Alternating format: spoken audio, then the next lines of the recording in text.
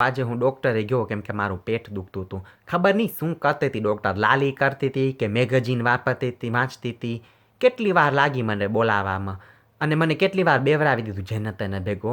મને એમ પ્રોબ્લેમ નથી જેને નાક દુખતા હોય, કાન દુખતી હોય કે ગાન દુખતી હોય એને ભેગું બેવામાં પ્રોબ્લેમ નથી, પણ જેને ઉધરસ કરતો હોય ને ખે ખે ખે કરીને બધી જગ્યાએ ડિઝીઝ કરતો હોય એને ભેગું બેવામાં મને તો બહુ પ્રોબ્લેમ છે. આ ડૉક્ટરે કે શું ડૉક્ટરને સમજણે નથી એવું કે તમે એકને સારું થવા ગયો, બીમાર થવા નથી ગયો તો બધા ભેગું બેવરાવી દે વહેલા ખબર નહીં. પછી માંડ મને ડૉક્ટરનું અપોઇન્ટમેન્ટ જડ્યું. પછી ડૉક્ટર કને ગયો તો ડૉક્ટરને મેં કીધું શું રોંગે, તો મારા ડૉક્ટર મારા સામે સમજો ગરમ ભૂખ્યો થયો હતો ને ડૉક્ટરને ખબર નથી ભૂખ્યો શું એ.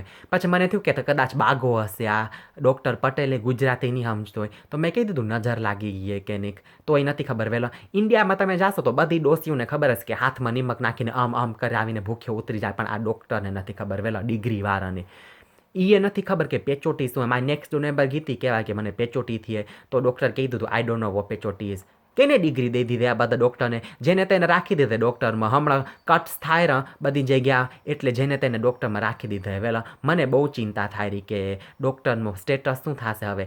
NHS તો બહુ સારી વસ્તુ છે ને જોર્જ ઓસબોર્ને જેને તેને રાખી દીધે ડૉક્ટરમાં. વહેલા ઓકે હવે હું જાઉં કેમ કે એક બાયમણ મને કીધું કે તું લીંબુને મરચું દોરી માથે ટીંગાડીશ તો પછી તને ભૂખ્યો નહીં થાય. મારે કને લીંબુને મરચું નથી પણ લેમન ચીલી ક્રિપ્સ છે સેમ એ ખાઈ જાય હવે. ઓકે તો બાય.